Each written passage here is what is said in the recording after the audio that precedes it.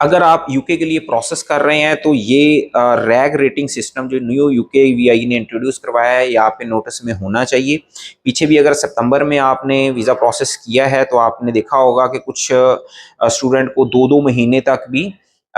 UK VI ने या तो डिसीजन नहीं दिया, या उनके इंटरव्यूज़ कॉल कर लिए, या उनके वीज़ा रिजेक्शन रेट बहुत ज़्यादा रहा है। कुछ यूनिवर्सिटीज़ के कैश के बहुत ज़्यादा इश्यूज़ आए हैं कि कैश इशू नहीं हो रहा था, उसकी रीज़न यही थी न्यू रैग सिस्टम। अभी भी ये क्लियरली इसकी पिक्चर सामने नहीं आई। बहुत सारी चीज़ें हैं जो इसमें अभी समझने वाली हैं, लेकिन ये लेटेस्ट अपडेट है तो मैं आपके साथ शेयर कर रहा हूँ। तो अगर आप यूके के लिए प्रोसेस कर रहे हैं तो यू शुड नो कि वो यूनिवर्सिटी जो बेसिकली है आपने चूज़ की है,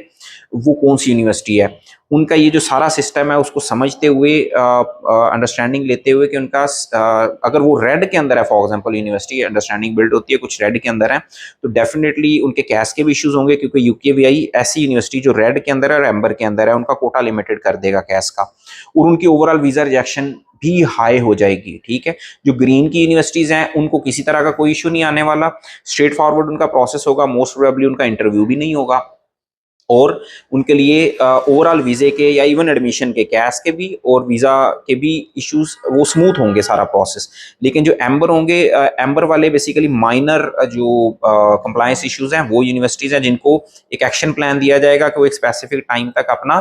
जो कंप्लायंस इश्यूज है वो रिजॉल्व कर लें, तो उनको भी फिर अगर बाद में ग्रीन किया जा सकता है या अंडर मॉनिटरिंग रखा जाएगा। लेकिन जो रेड वाले हैं ना, वो सवियरली इफेक्टेड होंगे। उन यूनिवर्सिटीज़ के थ्रू अगर आप यूके में जाने की कोशिश कर रहे हैं तो डेफिनेटली आपको कैश के भी प्रॉब्लम का सामना करना पड़ेगा, प्लस आपको यूकेवीआई यानी वीज़ा लेवल के ऊपर